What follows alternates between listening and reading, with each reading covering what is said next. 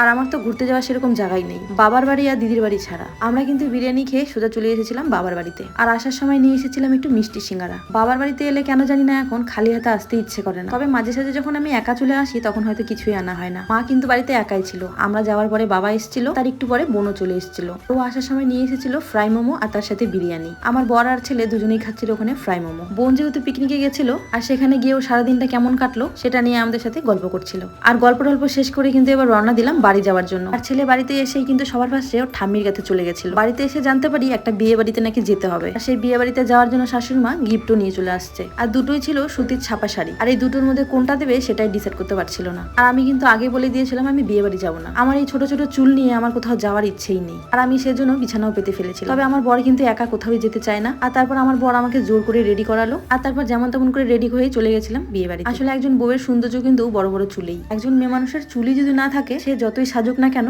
সেই সাজটা কিন্তু তার কখনোই পরিপূর্ণ হয় না। আমার বরের অনেক জোর করাতে আমি রেডি হয়েছি। শাশুড়ি মা কখনোই কোনো অনুষ্ঠান অ্যাটেন্ড করে না, আর সব জায়গায় আমাদেরকেই যেতে বলে। আর বিয়েটা যেহেতু একেবারে পাশেই ছিল তাই বাড়ির একজনকে না একজনকে তো যেতেই হতো।